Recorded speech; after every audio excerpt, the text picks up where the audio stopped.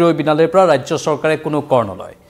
আশাপ্ৰদ এটা খবৰ কাৰণ সকলোৱে সেই দাবী উত্থাপন কৰি আছিল যে ৰৈ বিনালে কৰমুক্ত হ'ব লাগে অৱশ্যে যেহেতু এই কৰবোৰ কেন্দ্ৰীয় চৰকাৰে সংগ্ৰহ কৰে সেয়েহে ৰাজ্য চৰকাৰৰ কৰটোহে ৰেহাই দিয়াৰ কথা মুখ্যমন্ত্ৰীয়ে সদৰি কৰিছে কিন্তু কেন্দ্ৰীয় চৰকাৰৰ যেটো কৰ সেইটোৰ ক্ষেত্ৰত তেওঁ কোনো ধৰণৰ মাত পাতিব নোৱাৰো বুলি সদৰি কৰিছে আৰু লগতে মুখ্যমন্ত্ৰী আন কেতবোৰ কথাও কৈছে যে এই যিবোৰ ৰাজ্য চৰকাৰৰ কৰ ৰেহাই দিয়া হ'ব সেই কৰ ৰেহাই দিয়াৰ গোটেই টকাখিনি মানে যিখিনি টকা এমাহ পাছত ৰাজ্য চৰকাৰে উভতাই পাব কেন্দ্ৰৰ পৰা সেই টকাখিনি কলাগুৰু আৰ্টিষ্ট ফাউণ্ডেশ্যনক প্ৰদান কৰা হ'ব কলাগুৰু আৰ্টিষ্ট ফাউণ্ডেশ্যনে যিটো শিল্পীসকলৰ বাবে কাম কৰে বা উঠি অহা নৱপ্ৰজন্মৰ বাবে কাম কৰে তেওঁলোকৰ শিক্ষাৰ ক্ষেত্ৰত বা বিভিন্নজনৰ চিকিৎসাৰ ক্ষেত্ৰত লগতে বানপানীত যিসকল লোক বিভিন্ন সংকটত পৰিছে সেই লোকসকলৰ বাবে কলাগুৰু আৰ্টিষ্ট ফাউণ্ডেশ্যনে কাম কৰে আৰু জুবিন গাৰ্গে এই ফাউণ্ডেশ্যনটোৰ প্ৰতিষ্ঠা কৰিছিল সেয়েহে কলাগুৰু আৰ্টিষ্ট ফাউণ্ডেশ্যনক সেই জিএছটিৰ টকাবোৰ দি দিব যি ৰাজ্য চৰকাৰৰ অংশ থাকে ৰৈ বিনালেৰ পৰা কৰ নলয় ৰাজ্য চৰকাৰে সেই কথাটো স্পষ্ট কৰি দিছে মুখ্যমন্ত্ৰীয়ে যি জিএছটি সংগ্ৰহ হ'ব সেয়া চৰকাৰে দিব উভতাই কলাগুৰু আৰ্টিষ্ট ফাউণ্ডেশ্যনক ৰৈ বিনালেৰ পৰা সংগ্ৰহিত জিএছটি উভতাই দিয়াৰ লগে লগে ই এটা সকাহ হ'ব আৰু অসমত চিনেমাৰ ওপৰত কোনো আমোদকৰ নাই বুলি মুখ্যমন্ত্ৰীয়ে সদৰি কৰিলে আমি কওঁ যে জিএছটিৰ পৰিমাণ যদি চিনেমাৰ ক্ষেত্ৰত হিচাপ কৰোঁ তেনেহ'লে 100 টকীয়া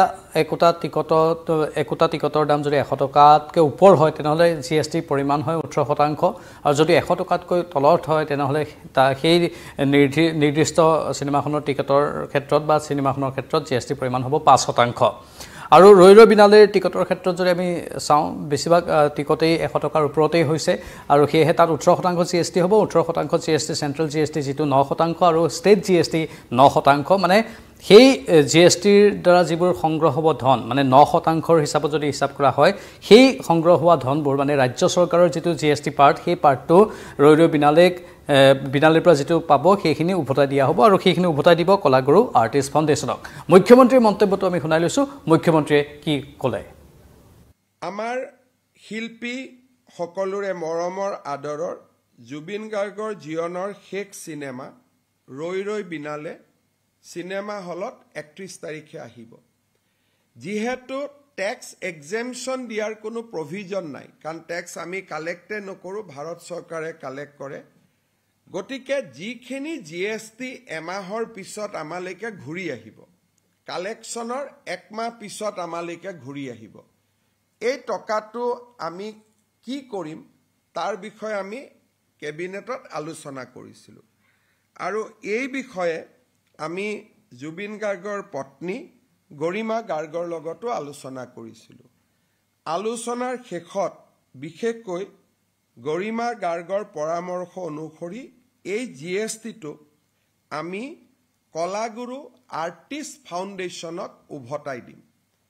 কলাগুৰু আৰ্টিষ্ট ফাউণ্ডেশ্যন কি ই জুবিন গাৰ্গে প্ৰতিষ্ঠা কৰিছিল আৰু ইয়াৰ ফাউণ্ডাৰ আছিল জুবিন গাৰ্গ আৰু জুবিন গাৰ্গে কিয় প্ৰতিষ্ঠা কৰিছিল বেমাৰ আজাৰ হলে শিল্পীসকলক সহায় কৰিবৰ কাৰণে আৰু বানপানীৰ সময়ত ৰাইজক সহায় কৰিবৰ কাৰণে ষ্টুডেণ্টক এডুকেশ্যনত সহায় কৰিবৰ বাবে জীৱন কালত জুবিন গাৰ্গে কলাগুৰু আৰ্টিষ্ট ফাউণ্ডেশ্যনটো আৰম্ভ কৰিছিল আমি ৰাজ্য চৰকাৰৰ যিটো জিএছটিৰ অংশ আমি কালেক্ট কৰিম এই গোটেই কালেকশ্যনটো আমি কলাগুৰু আৰ্টিষ্ট ফাউণ্ডেশ্যনত আমি ডনেট কৰিম ৰৈ বিনালে এক মাইলৰ খুঁটি হ'ব অসমীয়া চিনেমাৰ বাবে জুবিন গাৰ্গে প্ৰথমগৰাকী ব্যক্তি যিগৰাকী ব্যক্তিয়ে অসমীয়া চিনেমাত কোটি টকা খৰচ কৰিছিল 2 কোটিতকৈ অধিক টকাৰে মিছন চাইনা নিৰ্মাণ কৰিছিল আৰু তাৰ পাছতে অসমৰ প্ৰডিউচাৰসকলে অসমীয়া চিনেমাত কোটি টকা ব্যয় কৰিবলৈ সাহস পালে নহলে কোনেও এখন অসমীয়া চিনেমাত ইমান কোটি টকা বা এই ধৰণৰ হিচাপ এই ধৰণৰ টকাৰ পৰিমাণ বিনিয়োগ কৰাৰ সাহস আগতে কৰা নাছিল সেয়েহে জুবিন গাৰ্গক অসমীয়া চিনেমাৰ প্ৰাণ বুলি কোৱা হয় অসমীয়া সংগীতৰ ক্ষেত্ৰত জুবিনে যেনেধৰণে প্ৰাণ দিলে অসমীয়া চিনেমাটো জুবিন গাৰ্গে প্ৰাণ দিলে তাৰ পাছত বহুকেইখন অসমীয়া কথাছবি আহিল যিবোৰে কোটিৰ ঘৰত ভাল ব্যৱসায়ো কৰিলে আৰু অসমীয়া চিনেমাক এটা সবল ৰূপ দিবলৈ সক্ষম হ'ল আৰু এতিয়া জুবিন গাৰ্গৰ অবৰ্তমানত তেখেতৰ মৃত্যু হৈ যোৱাৰ পাছতো তেওঁ যি কৰি গ'ল সেয়া কাহানিও কোনো অসমীয়া চিনেমাই কৰিব পৰা নাছিল যিমান নামি দামী ব্যক্তি নহওক কিয় অসমীয়া চিনেমাৰ ক্ষেত্ৰত জুবিন গাৰ্গৰ সমান কোনেও কৰিব পৰা নাছিল মৃত্যুৰ পাছতো জুবিন গাৰ্গে অসমীয়া চিনেমাকে দি গ'ল সকলো মানে অসমীয়া সংস্কৃতিকে চহকী কৰি গ'ল জুবিন গাৰ্গে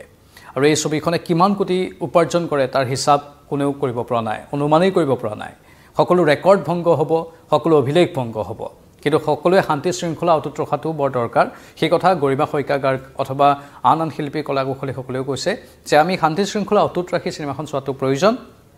আৰু সুস্থিৰ পৰিৱেশত আমি চিনেমাখন উপভোগ কৰাটো প্ৰয়োজন আৰু এই চিনেমাখনৰ যি অভিলেখ হ'ব সেই অভিলেখৰ জৰিয়তে অসমৰ নাম পুনৰ বিশ্বৰ বুকুত জিলিকি ৰোৱাৰ এটা পূৰ্ণ সম্ভাৱনা ব্যক্ত কৰা হৈছে কান্তাৰাই হওক বা বাহুবলী হওক এই সকলোৰে অগ্ৰিম বুকিঙৰ ক্ষেত্ৰত যি অভিলেখ সেই অভিলেখ অসমীয়া চিনেমা ৰৈ ৰৈ বিনালেই ভংগ কৰিছে